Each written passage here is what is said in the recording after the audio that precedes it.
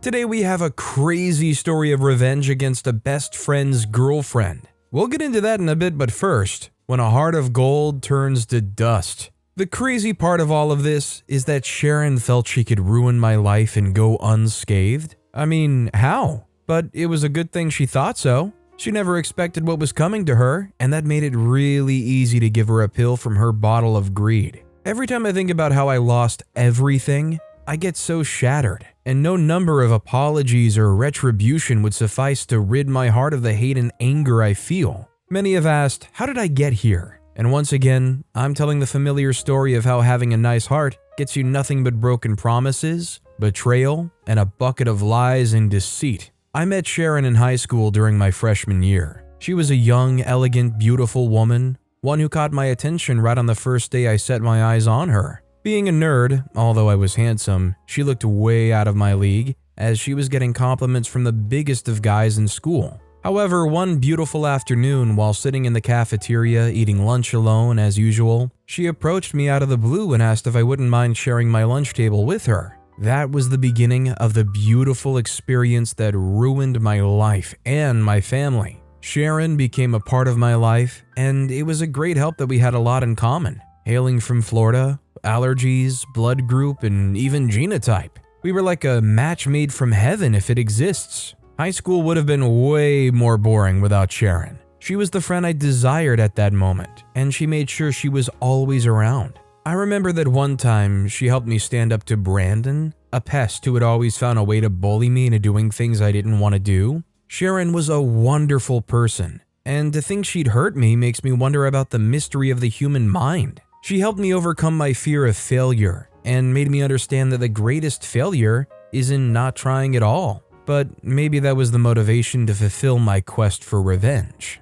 We bonded like siblings and told each other every and anything. I got to know that Sharon's mom was an alcoholic, and her dad does all he can to ensure the family lived fine. This made me feel pity for Sharon and took it as a point of duty to protect and help Sharon get better. Being born to successful parents, my dad is the chief of surgery at one of the biggest hospitals in New York City, and my mom, the dean of the College of Law at Columbia University. I'd had an early life of comfort and abundance and pitied Sharon for having the experience she went through growing up. Our lives went on smoothly until the year before our senior year. It was during the summer of junior year. This was when tragedy struck. Sharon's dad developed cancer, and we only figured out when it was too late. Sharon had to look for means to help her family with funds for the drugs and upkeep. It was quite difficult for her, even though I tried to help her in the best way I could. Then her mother relapsed and had to be taken to rehab. The whole tragedy made Sharon so devastated, but life doesn't always turn out the way we want it. Sharon's dad died that summer, and that was how my best friend became my sister. This was the biggest mistake my parents ever made, and the sad thing is, I made them do it. After Sharon's dad died, things seemed so difficult for her that I was scared she could slide into a depression like her elder sister, who had run away from home a long time ago, or get involved with drugs like opioids as a coping mechanism for the pain. She became a shadow of herself, and her beautiful and radiant face I fell in love with became clouded with frowns and sadness. It was unusual to see her this way, and I thought I had to find a way to help her out. I spoke to my parents about bringing Sharon into the family, since they knew her very well, so she could have the ideal good parents overseeing her welfare.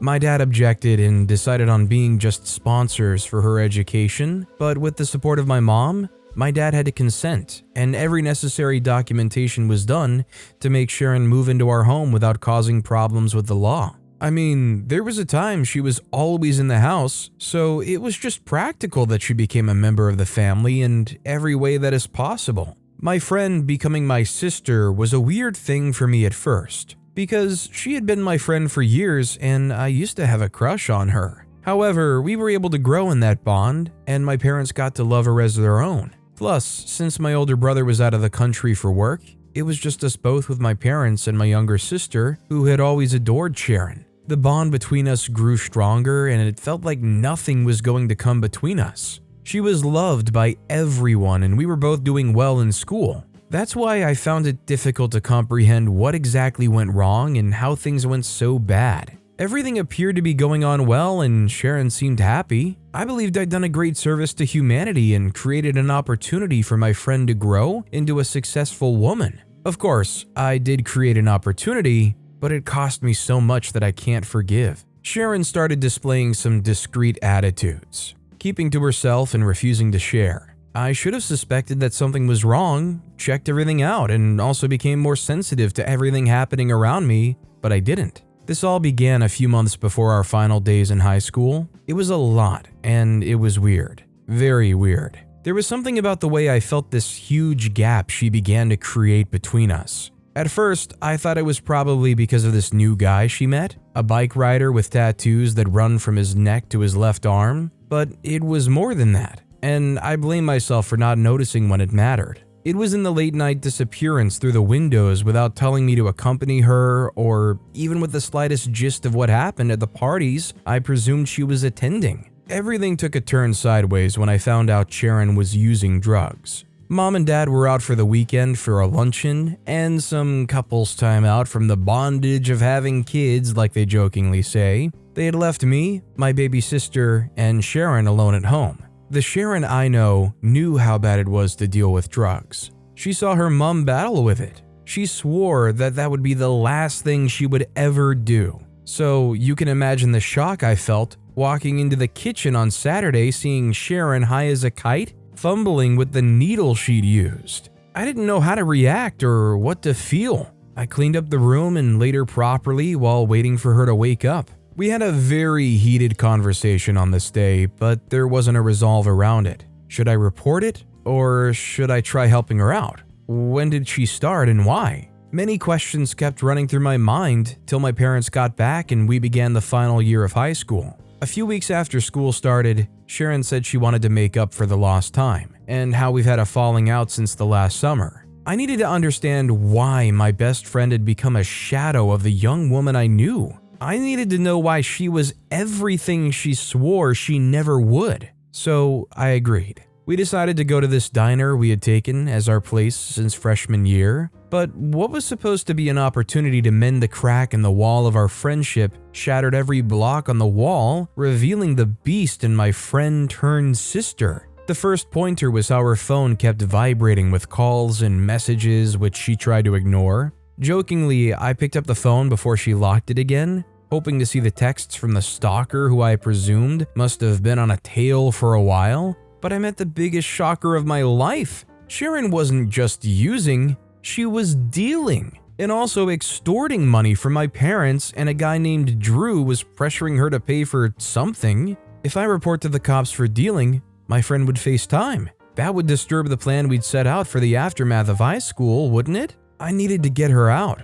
I couldn't wrap my head around how to do it. But more importantly, why was her sister's name in the chat? I knew there was more, I just had to find out. I confronted Sharon there to fill me in about everything that has been going on, or I would resort to legal means as long as she stayed alive. She hesitated at first, but it wasn't like she had a choice. I got to know that Sharon had lost some of the drugs she got from Drew during a supply that almost got her arrested, and now is asking for the full payment for those drugs, or coming for more and keep on selling. And about her sister, Drew threatened to use her sister as collateral pending the time when Sharon pays her debts. I was dumbfounded and confused, but I had to find a way to save my friend again. Sharon needed to pay Drew the sum of $3,000, which was a huge amount for me and her to pay, but we had to find a way around it after Sharon promised not to deal or use it again. I was able to raise $1,000 from my savings and some payments I got from some jobs I did a few weeks before this happened, while Sharon had $800. We combined both, and I made the payment to Drew and promised to make the remaining payment within a month. I didn't know why my instincts made me keep records of everything that transpired during this period, from chats to transaction receipts, and even recordings of Sharon's confession. Well, it was in a bid to have something against Drew in case he came along again trying to cause trouble. Well, I had to learn it. If someone betrays your trust, don't give it back totally, even when you're sure that they've earned it back. I thought Sharon had learned her lesson and had remembered her long-time commitment to the negative effects of drugs and her decision to stay off it, but I was disappointed. I'd kept on observing her and talking to her consistently for about 3 months, and it all seemed like it was working. Sharon's face got brighter. She was more cheerful and happy, and yes, her sister was out of danger. However, deception is one human ability that we don't really talk about. Sharon never really stopped using or dealing. It was all just a show to make me get off her back, and I didn't see it again this time till it almost got me implicated. Sharon continued dealing, with this time in larger quantities, and she was dating Drew. She was able to keep it more discreet this time since the school year was about to end and we all had to leave home separately. This time, it got blown in her face. Sharon had to make a drop-off of some drugs to a client in a hotel. The client had been on the police's wanted list for drug peddling and other numerous crimes. On the day Sharon decided to make the drop, that was the same day the police made the raid. And unfortunately, she was caught with drugs in her possession and risked serving time. Sharon didn't call anyone at home about what happened, and the police continued their investigations. During the course of the investigation, the police discovered Sharon had information about other gang members and decided to cut her a deal for a limited time in jail. For whatsoever reason, Sharon decided to pin it all on me and accused me of forcing her into the crime business. She asked them to trace some funds to my account, as I made multiple payments to Drew when trying to bring my friend out of the drug life. The police started making arrests, and I was arrested alongside Drew and many others who I never knew of. Had Sharon not involved me in the entire deal and had excluded my name, maybe I would have used the information I had to prove that Sharon was only a pawn and was being taken advantage of by Drew and his gang. But then my supposed friend or sister felt if she was going down, she had to drag me down with her. I called my parents in, and my mom, being a lawyer, was going to defend me. She came around, though very disappointed, but she had no choice. I explained everything to her and told her where to find everything I had on record. We handed over everything to the police, and they saw everything as it was, from the calls to the purpose of the payment and how hard I tried to get Sharon out of that kind of life. It was very obvious that I was just framed, and they were surprised as to why someone so close would betray me that much. They had to let me go and apologized for everything I had to go through during the investigations. I had to find out what made Sharon do what she did, and I asked to see her. She started apologizing and trying to justify her actions in many ways, saying involving me would get my parents involved and that was a way to not serve time at all since they were influential. However, I had to let her know that you don't mess with my family and get away with it. In place of getting her reduced sentence for cutting a deal, the police would be including fresh charges in their suit against her, so she's going to be locked up for way longer than she would have imagined. I trusted too easily, but when I give my all for you, never betray me or try to hurt me. However Sharon's doing now, I don't know, and I don't really care. I'm assuming OP used some kind of equivalencies in their examples here, because I highly doubt OP's willing to come out and just dox themselves as the kid of the dean of the College of Law at Columbia University. That said, somebody who is spiraling that bad, I mean, as much as you feel like you know them, when they have substance issues like that, sometimes it becomes impossible to have any kind of expectation of how they're going to act. I think it goes without saying, but that kind of stuff definitely makes people act in incredibly irrational ways. This next story is, my best friend's girlfriend got what she deserved. When I was 17, my parents died. They'd been killed in a plane crash. I was in my final year of high school, but it seemed like my life was just about over. My parents had been my everything and life had been good for us. We weren't exactly rich or anything, but we did well enough for ourselves. My parents had paid off their student debts, we'd had our own home in the suburbs, and I could afford to go to one of the best private schools in town. However, with my parents gone, it seemed unlikely that I would continue life as it had always been. I had no other family in the town. My closest relatives were my grandparents, and the both of them lived in Alaska.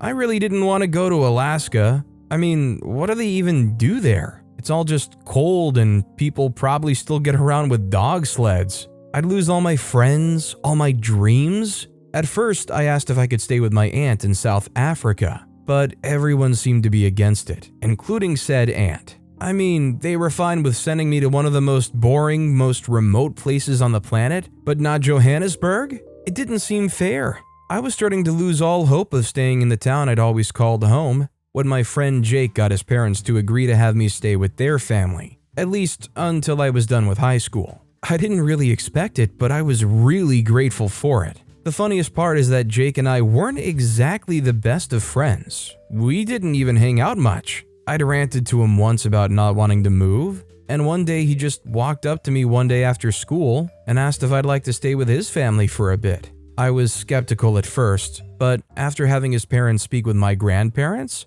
it seemed like it was going to work out. I moved in with Jake and his family, and that was the start of a brotherhood that would make me go to extreme lengths. After I moved in with Jake, I started to see him in another light. He was more than just the friend who I sometimes played Team Fortress with. He was someone who cared about me enough to share his home with me, even though he had almost no reason to let me. The bond between us grew exponentially. Jake had a beautiful family, and they were very warm and supportive. It was to the point where, after just a few months of living with them, I started to view them as my family, mostly because they treated me as theirs. I made it a point to never do anything that'll hurt Jake or his family. They trusted me, and I wasn't going to betray that trust for anything. Soon, Jake and I were graduating high school. Jake and I both decided to go to the state college. It was just 30 minutes away, so we could easily drive there and back, and we didn't have to move somewhere far away for the next 4 years of our lives. By this time, I'd turned 18, and I was legally able to own my parents' home.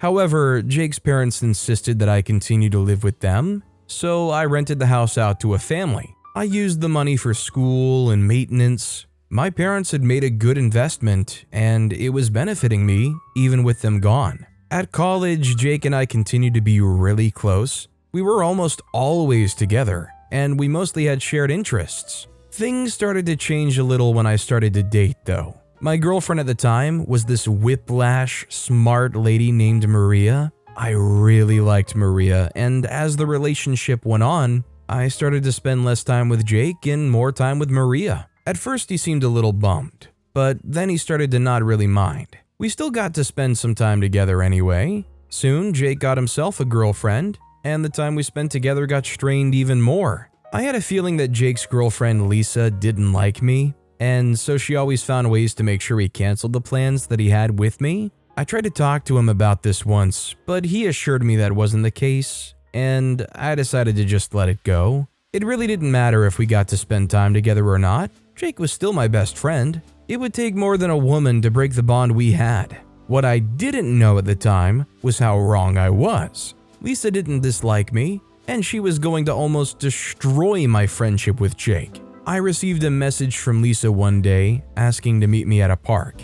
I was very shocked that she'd even messaged me in the first place. I knew that at the time she and Jake were going through a bit of a rough patch, so I assumed that maybe she wanted me to mediate or something. It would have been rude to say no. Plus, this was a chance to finally get her to like me, so I told her I'd meet her there. When I got there, I noticed that she'd set up a picnic, which seemed a little odd. But I didn't really think about it. I sat down and we started talking. Surprisingly, the entire time, she didn't talk about Jake at all, and I started to wonder why. After like 30 minutes of talking about almost nothing, I finally asked her why she'd asked me to come. This is where things got awkward real fast. She told me very clearly that this was a date. Apparently, she'd liked me from the start. Like, she wanted me. She'd been pretending to not like me so Jake wouldn't get suspicious. She saw this fight that they had as an opportunity to finally break up with him and be with me.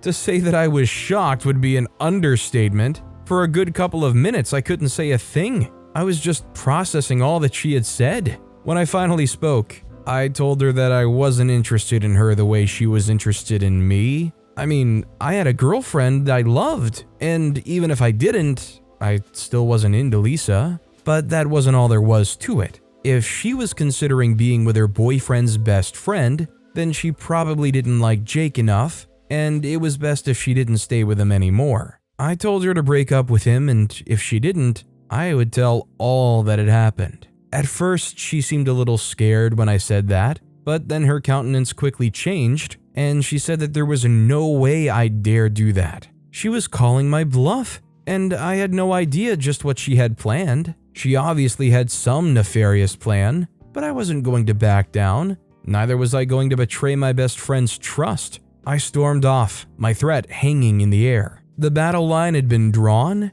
and boy, was it going to cost me a lot. I went home and thought about all that had happened. To be honest, I didn't know just how to go on with this issue. I could tell Jake, just like I said I would, but what if he didn't believe me? What if things degenerated so badly that he decided not to be friends with me anymore? Even if he did believe me, was I really okay with putting my best friend through a heartache? There was so much that could go wrong with this, and I knew it. After thinking a while though, I decided that it was the best option. The guilt that I'd have if I didn't act would be so much more than the pain that would come from splitting them up. Jake wasn't at home, so I decided to call him. He picked up on the first ring and excitedly told me that Lisa had invited him over an hour ago and they had made up. She had made her first move and she had made it fast. There was no way I could tell him what I wanted to now. I instead told him that we had to talk. If he was available the next afternoon, we could meet up. When he asked what it was I wanted to talk about, I told him he'd find out when we saw. I was woken up the next morning by a knock on my window. I opened the window to see who it was. Perhaps it was Maria. She liked to sneak into my room. When I opened the window, I immediately felt someone's lips on mine, and I was very sure this wasn't Maria. No sooner did I get the kiss than I heard the unmistakable sound of a shutter from a camera. I looked down to see Lisa, a mischievous look in her eyes. After pulling away from her kiss, I understood what it was she had done. Now she had something she could blackmail me with. If my girlfriend or Jake saw a photo of her kissing me, they wouldn't believe that I'd been set up. I asked her just what she wanted from me. Her response? That I'd secretly be with her, or else the photo of her kissing me, and the photo she apparently also had taken of us the previous day, would be sent to everyone. At that point in time, I was no longer worried, I was mad. I told her if she didn't get rid of the photos, I would make her life very difficult. In retrospect, that was probably the wrong move. By the end of the day, Maria had received the photos. I tried to explain what had happened, but she didn't want to listen to me. Lisa wasn't done yet. She became even more possessive of Jake, and she didn't let him spend any time with me. She went as far as to tell him that there was something about me that she just didn't vibe with. However, the worst thing that she did was accusing me of theft. She had claimed that when she had come over once, they had left her purse on the kitchen counter. I knew that she hadn't because I'd been cooking at the time and I didn't see any purse. However, me being in the kitchen at the same time that she claimed that her purse was missing was enough for Jake to ask me if I had taken it. He said that he knew that Lisa and I weren't exactly close and maybe I took it to get back at her for something, but I insisted that if her purse truly was missing, it wasn't because I had taken it. Again, she came over and said that her lip gloss was missing. This time, when Jake tried to question me about it, I got pissed and told him to tell his girlfriend to be more careful with her things rather than accuse me at every instance. Jake got offended and our argument spiraled into a big fight. Later, I thought about all that Lisa had done and was doing. She had cost me my relationship, and now she wanted to ruin my friendship with Jake. Well, I wasn't going to let her. Rather than wait for her to strike, I was going to hit her where it hurt. I was going to have my revenge. I started by messaging her, telling her that I wanted to patch things up and that I was done fighting with her. She had won, and I just wanted to go back to the way things were before. She took the bait and invited me over. She was still obviously interested in me, and I planned to use that to my advantage. I was going to kill two birds with one stone. I made sure that I had my voice recorder on when I went over. The hardest part of everything was playing along with it. However, that first visit, she didn't say anything I could use against her. But I was hopeful because she mentioned that she wanted to see me again. Then came the second part of my plan. It was highly illegal to have drugs in the school's dormitories. Those who had been caught with drugs had been expelled instantly. I knew a guy from high school who dealt marijuana, so I hit him up and bought a fair amount of it. Every part of my plan was dependent on what happened the second time I went over. If I screwed it up, it could have very dire consequences. When I went over again, I again had my voice recorder on and the marijuana I'd bought in my pocket. While we spoke, she started to talk again about how the offer was still up for us to have something on the side without Jake knowing. I told her that I was thinking about it, but I wasn't really sure. Then, when she went to use the bathroom, I slipped the marijuana under her bed. Now, all I had to do was complete the mission. When I got home, I went to Jake's room and told him there's a reason things between Lisa and I seemed odd. I played the recording, and when he heard his girlfriend proposition me, I saw pain on his face. I explained that I didn't want to tell him earlier because she was blackmailing me, and I apologized for taking that long to let him know. When I left his room, I called the school authorities and let them know that one of the students had marijuana with them in a dorm. I gave the exact details of the dorm in question, and then all I had to do was wait. Lisa was found with the drug. No matter what defense she tried to put up, the school didn't listen to her. After her expulsion, she came over to confront me, but I simply told her I had no idea what it was she was talking about. Of course, by the time Jake had since broken up with her too, I have absolutely no regrets doing what I did. I helped my best friend get out of a relationship with an awful person, and I got my revenge on her for ruining my relationship. To me, it's all fair. I mean, to be fair, if I were in the friend's shoes and I was revealed all of this stuff, I mean, I don't know if I would feel right about the whole planting the drugs thing. I don't think OP really mentioned that though. But I would definitely be feeling, first of all, devastated that my partner was living such a double life, but also that like OP, my best friend, helped me dodge a huge missile before it got any worse. But with that being said, that's all the time we have for today. Now, if you want to hear another crazy revenge story, check out that video on the left. Or if you missed my latest video, check out that video on the right. That said, I'll see you all next time with some more stories.